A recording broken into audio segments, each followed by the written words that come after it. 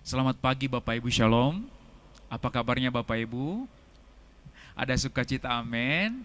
Puji Tuhan. Ya, WL dan pengkhotbah harus memastikan Bapak Ibu bersukacita. Ya, itu namanya kita mengunci, kita memastikan bahwa diri kita bersukacita. Kalau saudara belajar psikologi, perkataan afirmasi itu sangat penting. Jadi kalau saudara lagi sedih dan saudara berkata, saya pasti bersukacita. Nah, itu sudah afirmasi ya. Itu sudah membantu 50% kesedihan saudara sudah mulai pudar. Kalau saudara lagi berduka, katakan saya pasti ketemu jalan keluar ya. Saya pasti terhibur. Dan 50% perasaan jiwa saudara sudah dipulihkan ya. Dan saudara guys, Tuhan, itulah yang dikerjakan Roh Kudus dalam hidup kita. Saudara tahu, dalam setiap diri orang percaya, kita itu tidak pernah sendiri. Yang percaya katakan amin. Kalau saudara sekarang sedang mengalami masalah misalnya ya, saudara sedang mengalami tekanan, kalau saudara sedang menghadapi jalan buntu, kalau saya berkata kepada saudara, Bapak Ibu yang kuat ya, tetap semangat ya, saya rasa Bapak Ibu, perkataan saya pun tidak akan mampu menghibur saudara.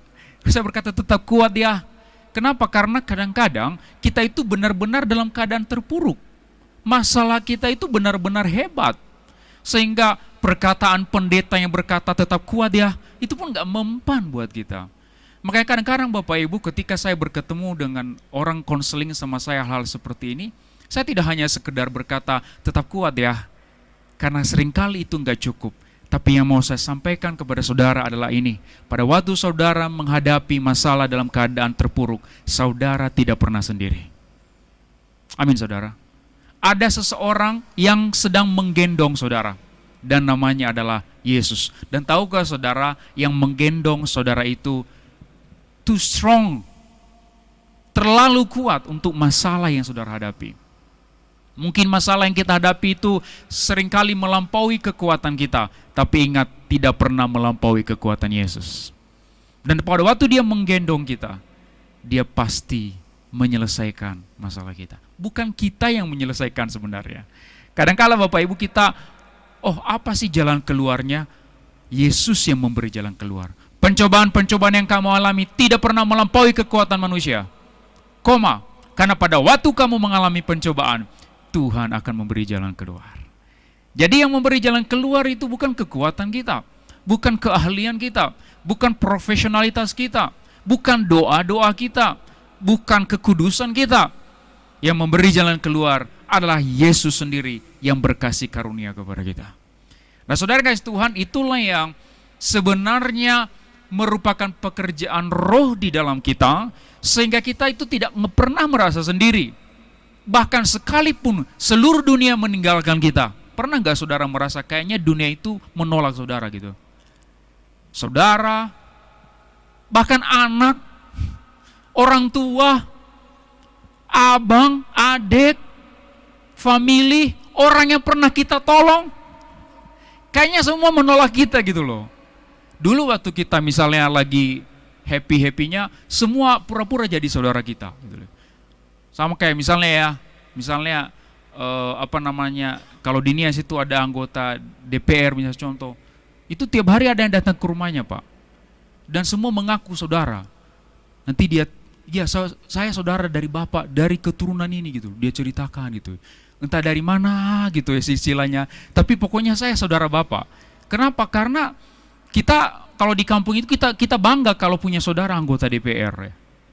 Tapi ketika ada suatu waktu di mana kita itu kayak sendiri. Nah saudara guys, Tuhan, Roh Kudus itu memberi kita kepastian, memberi kita kayak semacam SMS masuk, WA masuk, dia klik bunyi, you're not alone. Kamu gak pernah sendiri. Saudara, kadang-kadang suara Roh Kudus itu kayak WA masuk loh. Memang gak setiap waktu kita mendengar dia, tapi kadang-kadang dia berbunyi, kamu gak sendiri loh.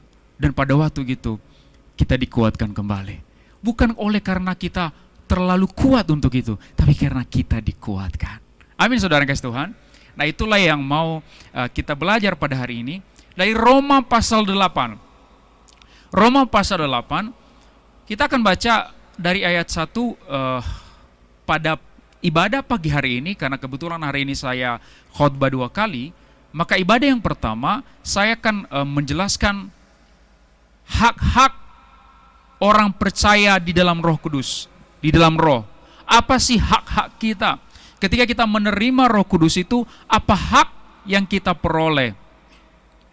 Ya, dan nanti itu kita akan bahas dari ayat 1 sampai ayat yang kurang lebih sampai ayat yang ke-17.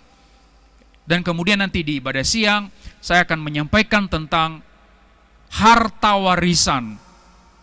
Hak dengan harta warisan itu agak beda, saudara ya. Hak-hak itu sifatnya normatif, maksudnya itu pernyataan-pernyataannya. Tapi kalau saya sebut sebagai harta warisan, itu benar-benar saudara bisa rasakan. Maksudnya saudara benar-benar terima hartanya. 10 juta kalau 10 juta, 20 juta kalau 20 juta, itu yang membedakan. Nah, jadi saudara, pagi hari ini saya akan berbicara tentang apa sih hak-hak yang diterima oleh orang percaya pada waktu menerima Roh Kudus. Nah, saudara yang kasih Tuhan, yang pertama saudara, di ayat yang pertama di Roma pasal 8 dengan judul perikop hidup oleh Roh, ayat yang pertama mengatakan begini, demikianlah sekarang tidak ada penghukuman bagi mereka yang ada di dalam Kristus Yesus. Coba kita baca sama-sama. 1, 2, 3. Demikianlah. Ini hak yang saudara peroleh. Ini perjanjian yang saudara peroleh sekarang. Perjanjiannya sekarang adalah saudara tidak dihukum. Saudara sudah berdosa. Saudara sudah bersalah. Kita sudah melakukan kesalahan. Tapi sekarang Tuhan memberi kita perjanjian bahwa sekalipun kita sudah bersalah, saudara tidak dihukum. Bayangkan saudara, misalnya contoh, ada seseorang yang sudah mencuri, dan dia mencuri itu, tapi dia nggak jadi di penjara. Tiba-tiba sang hakim mengatakan, kamu tidak dihukum. Nah, kalau hakim yang korupsi saudara, hakim yang korup, dia melakukan itu, kamu tidak dihukum, mungkin karena dia disuap. Dia disuap. Tapi hakim yang adil adalah hakim yang menjatuhkan keputusan dengan adil. Maka saudara yang kasih Tuhan, Allah kita adalah hakim yang adil. Dia tidak mungkin membebaskan saudara dari kesalahan saudara tanpa keadilan. Maka saudara yang kasih Tuhan, karena Tuhan kita adalah hakim yang adil, pada waktu dia mengatakan saudara tidak bersalah, sesungguhnya hukuman dosanya sudah ditanggung oleh orang lain. Karena kalau dia sekedar membebaskan, berarti dia bukan hakim yang adil dong. Hakim di pengadilan Jakarta Selatan lebih adil daripada Tuhan kita dong. Oh tidak, Tuhan kita jauh lebih besar dan lebih adil dari hakim di pengadilan Jakarta Selatan. Maka pada waktu dia berkata saudara tidak dihukum, sekalipun saudara bersalah tapi tidak dihukum, itu artinya dia sudah melampiaskan hukuman itu kepada seseorang yang lain. Artinya saudara, kesalahan saudara sudah makan korban, dan namanya adalah Yesus. Boleh berikan tepuk tangan bagi kemuliaan nama Yesus, Bapak Ibu. Namanya adalah Yesus. Pada waktu dia berkata, kamu sekarang tidak dihukum. Nah, ini kan sebuah hak yang kita peroleh pada waktu kita, apa saudara? Pada waktu kita memperoleh Roh Kudus dan percaya kepada Yesus. Ya. Yang pertama itu saudara, bahwa kita tidak lagi di dalam penghukuman.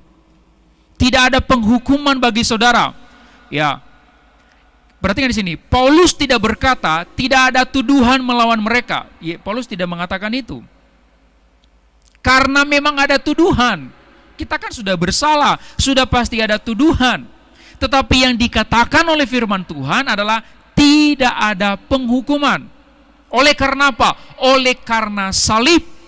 Seakan-akan Tuhan sudah menghajar anaknya sendiri. Seakan-akan Tuhan sudah menghajar anaknya sendiri di atas kayu salib. Tidak ada penghukuman bagi kita. Kenapa? Karena kita sudah ambil bagian di dalam kematian Yesus. Itulah sebabnya pada waktu kita dibaptis, dikatakan kamu mati bersama-sama dengan Kristus. Kamu mati bersama-sama dengan Kristus. Nah saudara, ini adalah kabar baik bagi kita semua.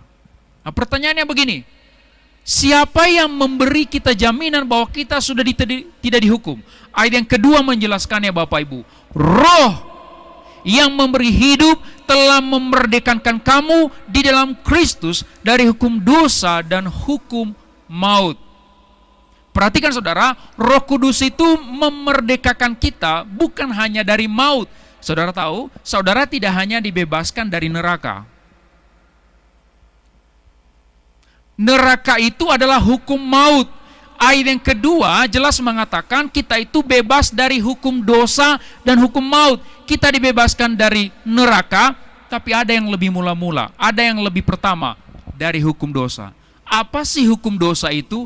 Yaitu keinginan untuk berdosa. Saya mau menikmati dosa ini.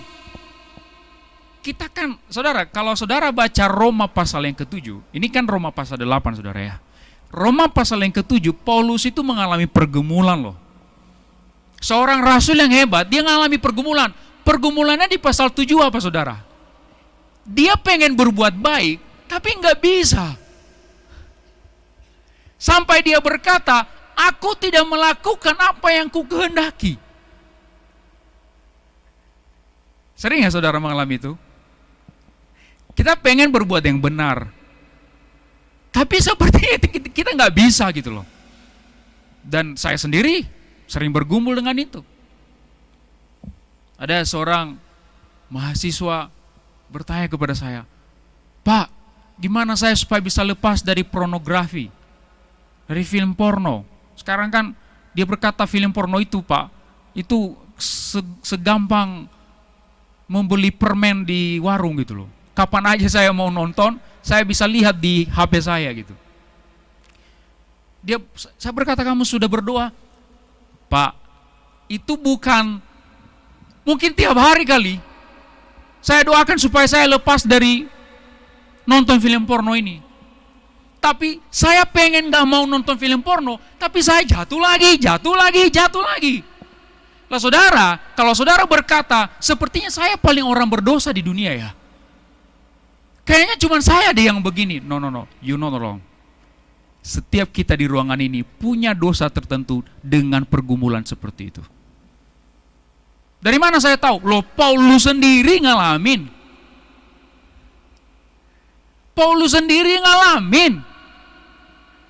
Dia bergumul. Saya mau melakukan yang benar, tapi kok nggak iso-iso? Perhatikan saudara. Ayat yang kedua ini mengatakan begini, Roh yang memerdekakan kamu, Dia tidak hanya membebaskan kita dari neraka, Dia juga membebaskan kita dari hukum dosa. Apa itu? Keinginan untuk berdosa. Saudara, kalau hari ini belum menang, kalau saudara hari ini belum menaklukkannya, terus perangi itu. Pasti Anda akan menang. Yang percaya katakan amin. Wah, kalau masalah dosa aminnya kurang Pak. Coba kalau saya bilang Anda pasti kaya, pasti amin yang kencang.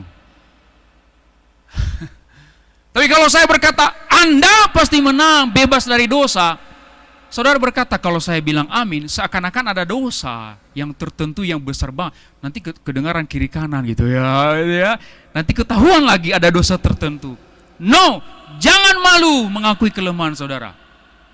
Orang yang sudah berdamai dengan dirinya, itu adalah orang yang tidak malu mengakui kelemahannya di hadapan orang lain. Kalau saudara baca Facebook saya, ini ada Bu Sela di sini, sering lihat Facebook saya. Saya sering curhat, cerita bahwa saya lemah. Berapa kelemahan saya ceritakan di Facebook. Saya nggak pernah malu menceritakannya. Supaya orang juga ngelihat saya bukan dewa. Kayaknya Pak Joy kalau kita lihat khotbah, kalau lihat Facebooknya gitu, indah banget gitu kata-katanya. Lah sesekali saya kasih saya lemah, mungkin juga ada yang bilang begini, ternyata pendeta juga manusia gitu ya. Kadang-kadang Pak, pendeta jauh lebih parah Pak. Hanya saja tidak terungkap. Saya pernah cerita Ravi Zacharias ya, yang saya anggap kayak dewa gitu ya. Pendeta Ravi Zacharias di Amerika. Tahu-tahu setelah dia mati baru terbongkar, dia melecehkan ribuan perempuan di seluruh dunia.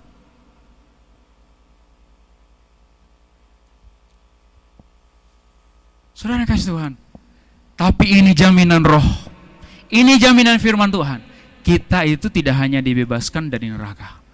Kita juga dibebaskan dari hukum dosa. Yaitu keinginan untuk memuaskan daging kita. Yang percaya katakan amin. Yang mau menang katakan haleluya. Berikan tepuk tangan bagi kemuliaan nama Yesus Bapak Ibu. Saudara, saya sering berkata begini, Tuhan, kalau saya bisa menang dengan dosa ini, ya, saya akan melayani Engkau lebih sungguh lagi. Itulah sebabnya saudara, waktu saya sakit itu, ada dosa tertentu yang dibereskan Tuhan sama saya. Mungkin kalau saya nggak sakit, dosa itu akan terus saya lakukan.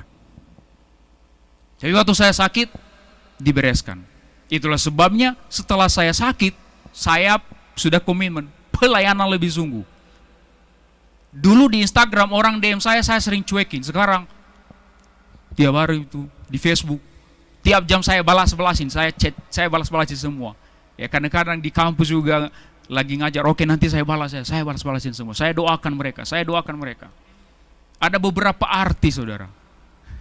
Jadi saya sekarang sudah konselor artis. Maksud saya begini saudara. Artinya begini, setelah kita mengalami kemenangan terhadap dosa tertentu, harusnya itu lebih dari mendapatkan kekayaan loh saudara, harusnya.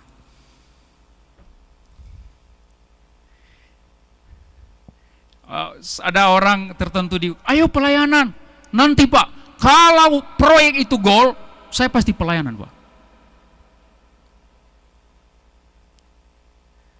Pak, Bu, hari ini coba kita rubah paradigmanya. Kalau dosa itu saya menangin, saya bebas, saya mau melayani Tuhan. Wah, itu lebih daripada dapat proyek Pak. Ketika kita memenang atas satu dosa spesifik yang menjadi pergumulan kita bertahun-tahun. Tapi akhirnya tahun 2022, we are the winner, kita menang. Oh, ini lebih daripada 1 triliun. Saya mau pelayanan lebih sungguh lagi melayani Tuhan. Wow, bayangkan kalau semua kita tahun 2022 kita menang terhadap dosa tertentu.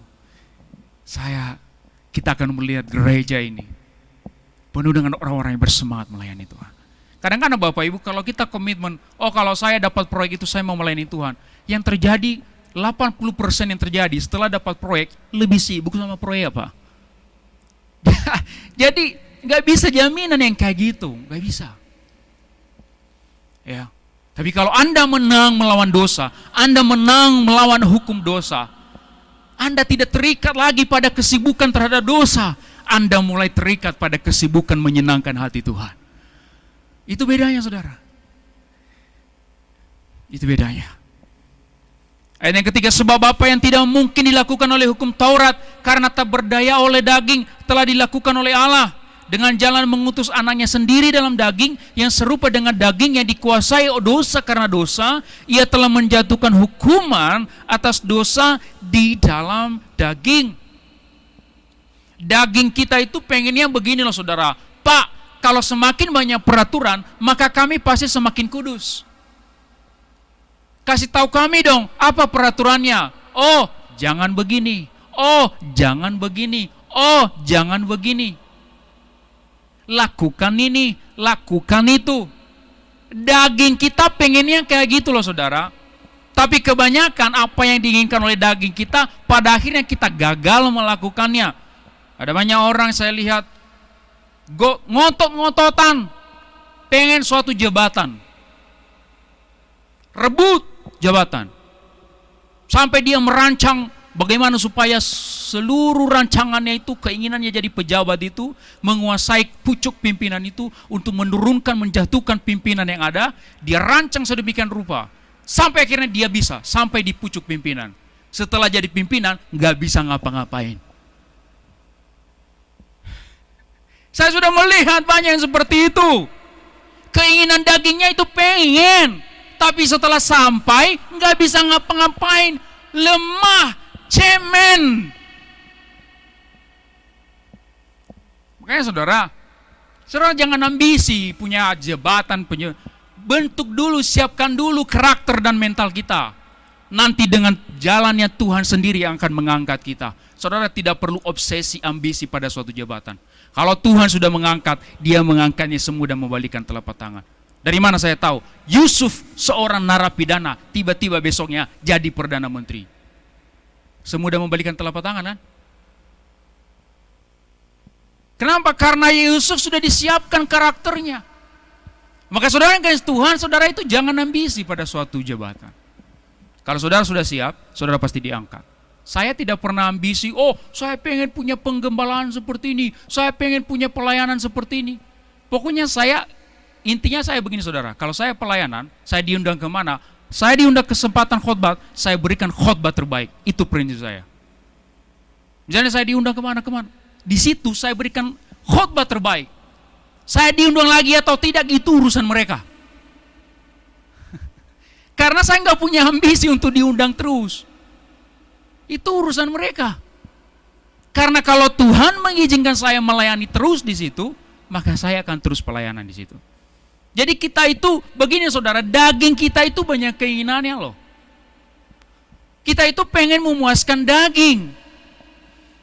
Ya, karena ayat yang kelima mengatakan begini, sebab mereka yang hidup menurut daging memikirkan hal-hal yang dari daging. Coba lihat ayat yang kelima saudara. Sebab mereka yang hidup menurut daging memikirkan hal-hal yang dari daging.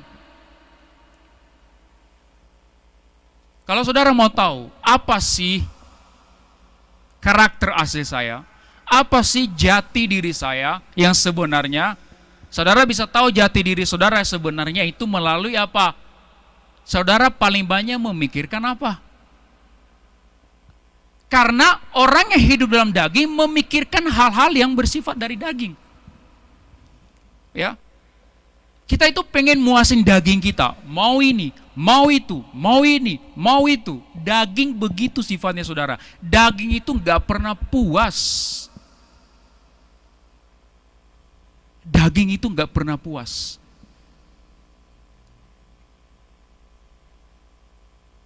Ya, kemarin ini handphone ini saya baru ganti saudara. Handphone ini saya baru ganti dan handphone saya yang sebelumnya itu sebenarnya belum rusak. Tapi sebenarnya hanya karena HP-nya Metri adik saya udah rusak. Nah otomatis kan harus ganti HP dia kan. Jadi HP saya yang itu saya kasih ke dia, saya beli HP ini. Tapi sebenarnya HP saya belum rusak. Jadi saya saudara tidak akan ganti HP kalau tidak ada yang mewarisi HP itu. Jadi pergantian HP saya tergantung siapa yang mewarisinya. Gitu. Bukan karena saya udah, kayaknya ada seri terbaru keluar nih. Ini baru A50, A53 dong. iPhone apa yang terbaru sekarang, Pastor? iPhone 13 ya? Ya, 13 ya. Wah, saya baru iPhone 11. Daging begitu loh saudara, nggak pernah puas. Adik saya Santi bilang, Kak Joy itu sudah influencer loh. Followers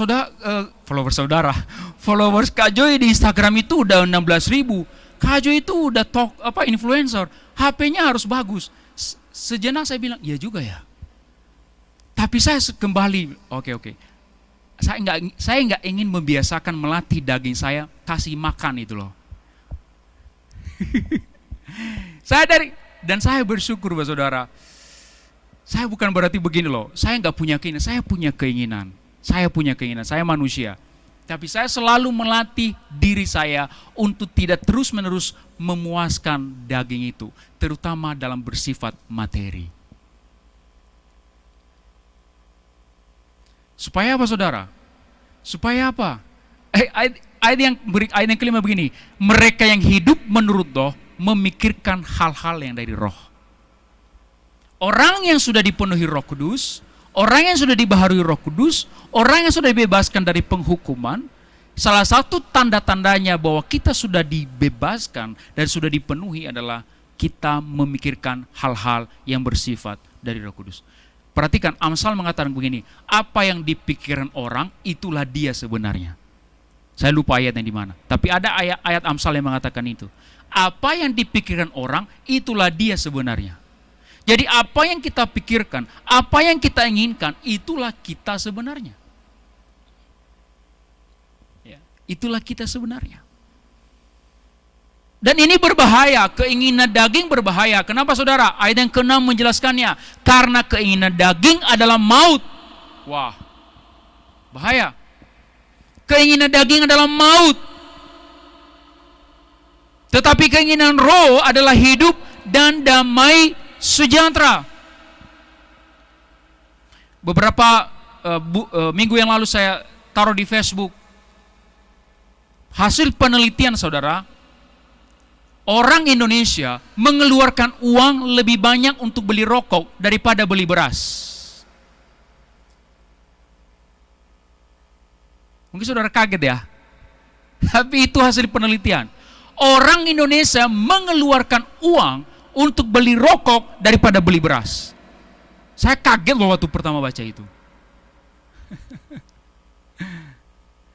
Dan saya kasih itu di Facebook saya. Ada yang terima, ada yang tidak terima. Karena saya bilang begini di situ, Anda sedang menghancurkan kebahagiaanmu, istrimu, anak-anakmu. Ada banyak orang rela di Nias terutama ya, orang dia rela anaknya nggak ganti baju asalkan dia bisa beli rokok loh saudara. Ini anaknya udah bertahun-tahun bajunya itu terus-terus. Tapi rokok tiap hari Pak, 2 bungkus. Bayangkan itu, 1 bulan berapa kira-kira itu? 1 bungkus rokok berapa? Gak ada yang bisa jawab karena di sini gak ada perokok ya. Saudara ya. Nah saudara, itu kenapa? Itu keinginan roh atau keinginan daging? Saya tidak pernah mengatakan bahwa rokok itu dosa dan masuk neraka. Saya nggak berani mengatakan itu. Tapi saya berani mengatakan menghabiskan uang lebih banyak beli rokok daripada beli beras itu adalah keinginan daging. Dan keinginan daging berbuah maut. Lalu ada yang komen di bawah, ini Pak, siapa ini? Kan Jensen, anaknya Bu Hersti. Dia komen di bawah, tapi Pastor Joy, orang juga banyak yang mati bukan hanya karena rokok loh. Orang juga banyak mati karena diabetes, karena kolesterol. Bukan hanya karena rokok, malah lebih banyak yang mati karena kolesterol daripada radang paru-paru. Benar juga sih. Saya langsung komen, benar, 100%. Lalu ada ibu pendeta dari Nias bilang, wah saya nggak setuju kok Bapak bilang benar gitu ya. Ya karena kan di Nias kan takutnya orang salah tangkap gitu loh. Akhirnya saya jelaskan begini, loh yang dibilang Kak Jensen benar. Orang itu bukan hanya mati karena rokok juga, ada juga yang mati karena kolesterol, karena diabetes. Kenapa? Karena keinginan daging juga. Rakus. Itu keinginan daging loh saudara. Anda makan tiap hari makan burger, fast food, tiap hari makan makanan yang enak seperti itu keinginan daging, itu jauh lebih buruk dari merokok.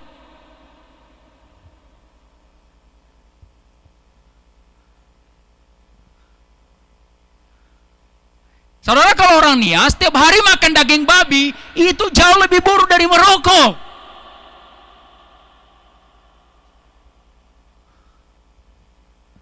Itu keinginan daging loh saudara. Saya berkata kepada beberapa orang di Nias, orang yang sudah dipenuhi Roh Kudus mampu mengendalikan dirinya, membatasi dirinya untuk makan babi. Tidak ada yang bilang amin pada saat itu. Karena di Nias susah untuk itu. Tiap hari pesta. Hari Senin pesta di situ, Selasa pesta di situ. Pokoknya pesta. Lah kalau di Nias pesta tiap hari daging babi, Pak. Loh kalau kita nggak makan daging babi gimana Pak Pendeta? Saya bilang sama mereka, tidak ada cerita orang yang sudah dipenuhi Roh Kudus mampu mengendalikan dirinya tidak makan daging babi secara berlebihan. Anda makan makanan tidak sehat tiap hari, itu adalah keinginan daging. Rakus itu dosa loh dalam Alkitab. Baca nanti kitab Amsal sama kitab Ayub. Ada disinggung. Dalam kitab Ayub dikatakan begini, orang yang berlemak, maaf ya Bapak Ibu ya. Ya, maaf ya. Orang yang berlemak itu tidak disukai Tuhan loh. Karena itu keinginan daging loh saudara. Olahraga itu salah satu ibadah loh saudara. Ya kalau saudara orang yang mulai berlemak sekarang olahraga saudara itu sama dengan pujian penyembahan di gereja. Amin. Saudara olahraga jaga bait Allah ini, itu sama saudara bilang, ku nyanyi haleluya. Saudara tiap hari nyanyi haleluya tapi tidak pernah jaga tubuh, itu sama saja buruknya. Buktinya lambung saya ini rusak gara-gara saya nggak jaga. Padahal saya WL itu, saya pengkhotbah ya, tapi saya nggak jaga tubuh saya. Ini sama, ini lebih parah dari rokok ini. Gara-gara saya apa? Tiap hari minum extra jos, tiap hari minum kuku bima, dicampur es lagi. Udah gitu habis itu makan tahu, habis itu makan Indomie. Udah deh, Indomie, kuku bima, extra jos, es teh manis, pakai es. Udah deh, itu udah siap-siap kayak saya radang lambung. Itu juga dosa loh saudara. Karena keinginan daging itu membawa maut. Coba kalau saya mati karena daging, karena saya radang lambung ini, ya berarti gara-gara saya nggak makan baik, saya akhirnya mati karena ya itu kesalahan saya sendiri kan. Meskipun dalam segalanya itu Allah mengizinkannya, tetapi begini saudara, alangkah baiknya kita itu memikirkan hal-hal yang dari roh. Kenapa? Karena keinginan roh menghasilkan hidup dan damai sejahtera. Yang percaya katakan amin. Orang yang menjaga kesehatannya hidupnya damai loh saudara. Orang yang jaga pola makannya hidupnya damai loh saudara. Orang yang jaga pikirannya, perkataannya di kantor, di perusahaan, di gereja, di lingkungan masyarakat, hidupnya damai loh saudara. Hidupnya damai. Karena memang tidak ada hasil dari roh selain damai sejahtera. Ya. Kalau hari ini saudara tidak mengalami damai sejahtera, coba kita koreksi diri. Jangan-jangan kita tidak hidup di dalam roh.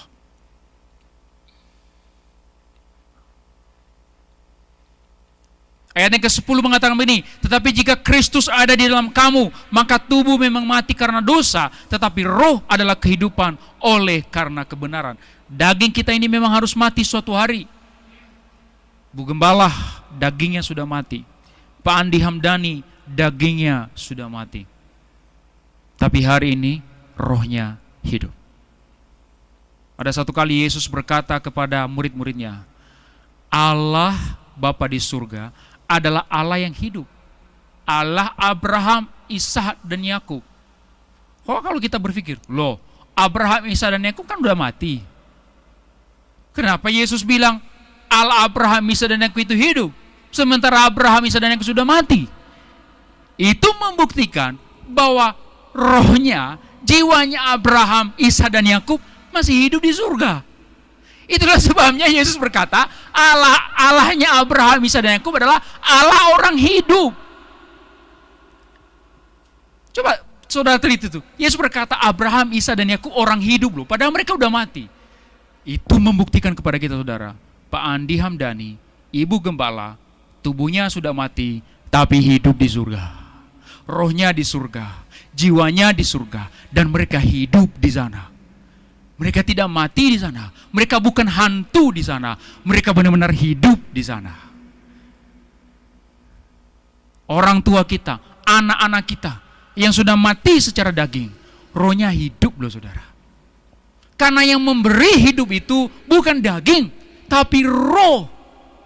Dan itulah hak yang kita terima ketika kita menerima Roh Kudus. Orang yang sudah dibebaskan dari hukuman, dia tidak akan mati untuk selama-lamanya, tapi dia akan hidup untuk selama-lamanya.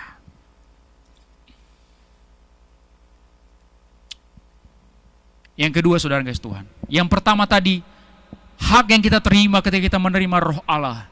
Hak yang kita terima yang pertama adalah kita tidak dihukum. Hak yang kedua adalah kita memperoleh kehidupan. Sekalipun daging kita mati, kita hidup.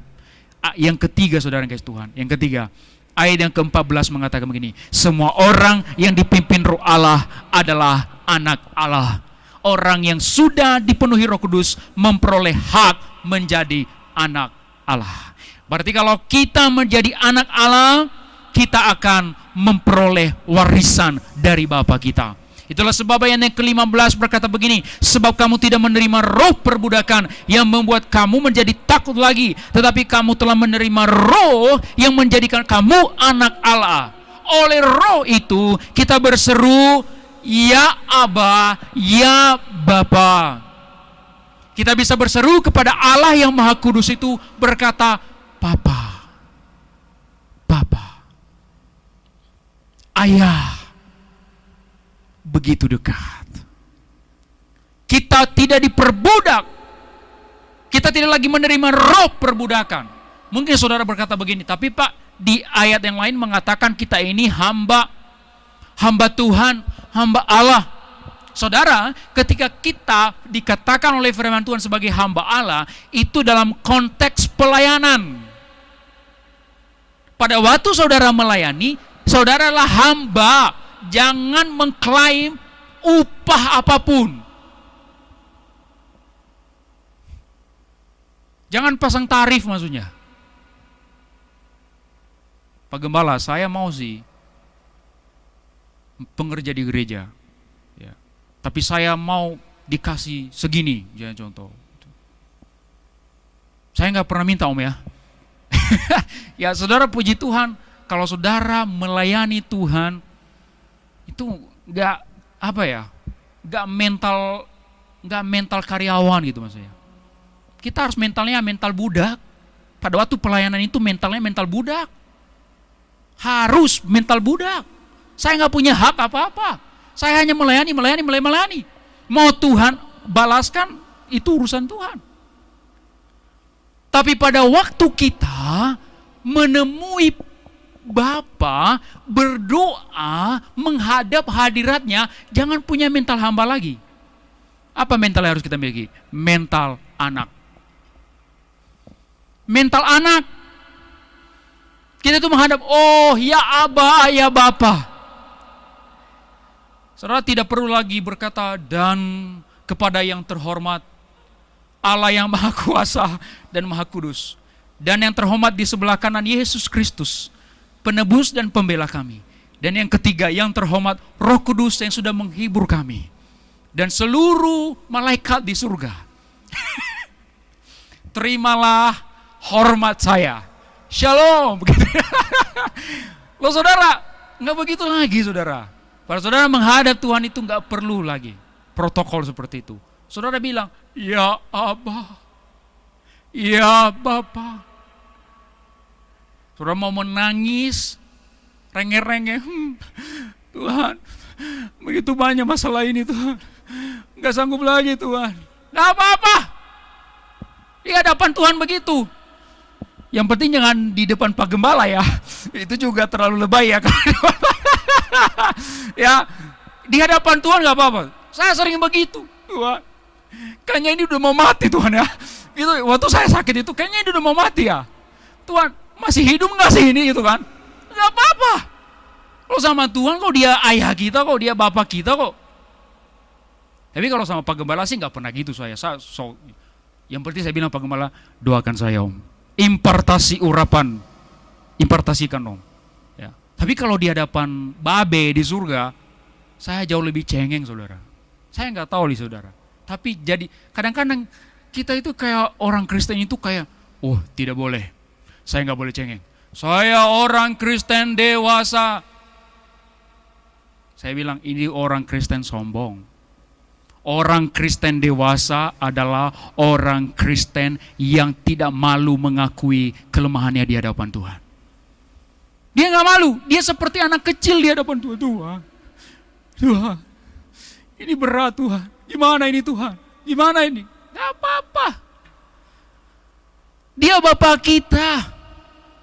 Karena roh itu bersaksi, ya ayat 16 mengatakan, karena roh itu bersaksi bersama-sama dengan roh kita, bahwa kita adalah anak-anak Allah. Dia bersaksi dalam kita, kamu itu anak loh. Dia bilang, dia ingatkan kita, kamu itu anak. Saya nggak layak.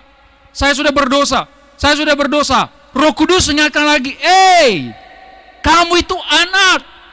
Anak bungsu memang sudah berdosa. Tapi pada waktu dia kembali ke rumah Bapa, Bapa tidak pernah tutup pintu. Kembali. Roh itu mengingatkan kita, kamu itu anak. Kamu itu bukan budak. Kamu itu bukan hamba. Kamu itu anak. Kembali. Jujur di hadapan Tuhan. Terbuka di hadapan Tuhan. Tumpahkan isi hatimu di hadapan Tuhan. Bapa, duitnya udah habis. Anak bungsu kan waktu kembali sama bapaknya kan begitu kan. Duitnya udah habis. Terus kemarin saya makan makanan babi. Gak apa-apa. Kemarin saya makan makanan babi. Bapak di surga tidak akan bilang begini, dasar najis. Masa makan makanan babi? Pergi kau sama babi-babi itu gitu. Enggak. Tuhan gak akan bilang begitu loh saudara. Tuhan malah bilang begini, hamba-hamba, ambilkan dia jubah, kasih. Sepatu yang paling bagus, kasih. Yang ketiga, ambil makanan terbaik, kasih. Hari ini saudara, apapun yang saudara alami, dosa, pergumulan saudara, come back. Kembali kepada Bapa. Jadilah seperti anak kecil di hadapannya. Dan panggil dia, ya Aba, ya Bapa. Itu yang membedakan orang yang dipenuhi Roh Kudus dengan yang tidak. Orang yang dipenuhi Roh Kudus itu mempunyai keintiman dengan Tuhan. Nah, itulah sebabnya orang di luar yang tidak punya Roh Kudus gak bisa memanggil dia Bapa. Karena terlalu jauh. Tapi kita, anak-anak yang sudah ditebus, kita sudah diangkat menjadi anak Allah. Setiap hari, setiap waktu kita dapat menemui dia sebagaimana kita apa adanya. Tidak perlu berpura-pura, tidak perlu bertopeng. Kita apa adanya datang kepada Tuhan dan langsung mengatakan, Papa, ya Bapa, Ayahku di surga, ini aku datang lagi. Maka dia pasti menerima saudara. Yang percaya berikan tepuk tangan yang meriah bagi kemuliaan nama Tuhan. Mari kita bangkit berdiri saudara, guys, Tuhan.